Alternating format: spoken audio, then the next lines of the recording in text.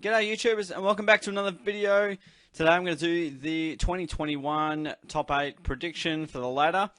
We'll have a bit of a look over 2020. I feel like I may have done one for 2019 or 2020, but feel free to dig through the channel if you like, and you can see how badly I went there. But we'll go through, I suppose, 2020. We have Port Adelaide finish on top, followed by Brisbane, Richmond, Geelong, West Coast and Kilda, the Western Bulldogs, and Collingwood. Started off like a house on fire, but they could not find their mojo late. Had an amazing win over the West Coast in the finals, but not much else to report for the Pies. And obviously some disappointing teams down the bottom end. Obviously Hawthorn for mine was definitely highlighted a number of times throughout the podcast over the course of the year, the AFL Unlimited podcast. I definitely gave them a good old whack. Aging list, and it wasn't happening for them. So I tipped them to make finals because they just missed out the year before, and they were beating teams like Geelong, West Coast, and over in West Coast. I feel like they defeated the Giants on the G as well. So yeah, and I'm pretty sure they took care of the Pies. So some pretty high-profile clubs, but they couldn't make it count. The Giants were a huge disappointment, along with Melbourne, all expected to sort of potentially make the 8, and obviously the Crows in the rebuild stage. Yes. Yeah, there were a few disappointing teams, but I'll do a reveal for where I've gone for the 2021 ladder. And let's get this all ready. So I'll keep the suspense for West Coast finishing on top of the ladder for mine. Obviously the inclusion of Tim Kelly to the sides, obviously, yeah, it's been significant. He didn't have a great season, but I feel like they really struggled with hub life, and they probably didn't accept it as well as maybe some other clubs did, and didn't take it on board as well. They were amazing when they were at home, but they were a bit of a sooky team when away. However, I think in 2021, you'd imagine a number of games at home. I wonder if there'll be more hub life, so this could make it interesting, depending on how COVID's going. Yeah, first might be a bit high for the Eagles, but I'm assuming a normal season with them playing a lot of games in Perth. They're very hard to beat at home when they're a good side. And, Nick Nat and TK, their midfield's firing, their forward line's going really well and developing. Down back there, solid as ever. So with an injury-free-ish season and a lot of games at home, at least 12 or 13, they will be looking good. I imagine the number will be 12, with Fremantle. So West Coast for mine, number 1. And then we move down to number 2, and I've picked the Tigers. Geez, they're an absolute force to be reckoned with. They've won 3 out of 4 premierships, and they're looking, just unstoppable, really. The way they play their football, they don't rely, obviously you've got Dusty for the magic at times, but outside of Dusty, it's the power of none, as Nick Riewoldt says. They just consistently play a game style that just sort of stacks up. They apply pressure to the opposition. They play good football pretty much wherever they go, and if they have regular games at the G, they'll be really tough to beat. They just don't look like stopping, and you just don't know when they're gonna go down a bit. Maybe when Dusty retires. Maybe it seems like even when they have Riewoldt, Cochin, and these guys out, they can still play and win. They just find a way they can win in multiple ways. So that I've got Richmond number 2.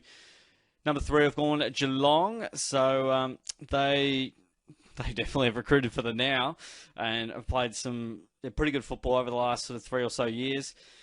It was quite some interesting selections for the Cats, obviously at the trade period and whatnot. Higgins, Smith, and I'm trying to think of Jeremy Cameron, the biggest one of them all. We'll add some real, dash to the Cats, at least on a couple of fronts there. And finally, Tom Hawkins gets some support, some actual, a decent key forward next to him. Best key forward we've had since James Podsiadly, so that's going back, 7-8 years now. Geelong obviously played some stellar football throughout 2020 and 2019. They were oh so close as well, and they just fell a bit short to the Black Caviar, the Winks of the AFL, Richmond, on the biggest day of them all at the Gabba. So I think, I expect Geelong up the top again. at the very least in the top four with sort of how they've drafted, and I suppose how they've traded and the way they've been playing and players improving. I think they're looking very good as well. So we got Brisbane there for number 4, and I'll just give away number 5 as well. But they're very tough to beat at home. They're obviously a really good side and a young side sort of building, and got a couple of handy older campaigner players in there, Cam Rayner players in there. They've been defensively really good. That when they get their transition game going from half back to forward, they're looking really good. They can score heavily as well, which makes them a real threat, and I suspect they will be in the top 4 once again. I've got to stop scrolling.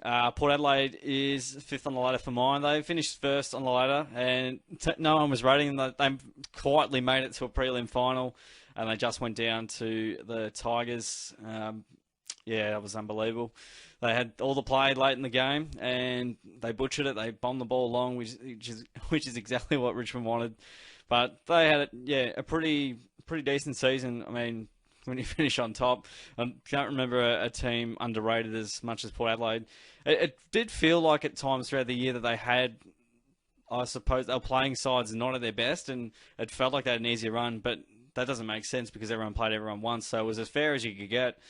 And Port they just played really good football. Their midfield was firing on all cylinders. Their back half was looking really good. They got shown up a couple of times, but again, every team had their moments in the sun, and some down moments as well. I think they'll be close there again. Obviously, they've got an aging list, but they've got a lot of talent and a lot of youngsters coming up. They'll be challenging yet again, I suspect. St Kilda for 6th.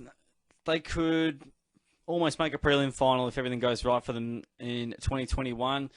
Their speed is really good when it's on display. Sometimes it looks like it is stoppable from those absolute top of the top teams, like you think of your Geelongs and you have Richmonds and even West Coast and teams like that.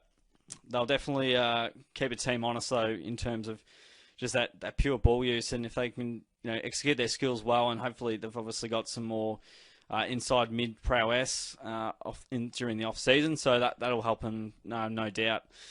I'm trying to think of the player, Brad Crouch. Yeah, so if they can get a fit and firing Brad Crouch, that all of a sudden takes a bit of pressure, off Jack Steele, and they'll be licking their lips. So the Saints again, I reckon, are sitting around the 6th mark.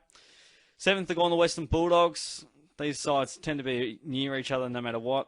But I think the Doggies, they're arguably one of the best midfields on paper. I feel like that comes up a lot, when you talk about West Coast midfield, and I'm trying to think of Collingwood's midfield in most recent times as well, with how it sort of looks. But Treloar's gone to the Western Bulldogs, and they're going to have a host of stars to pick from.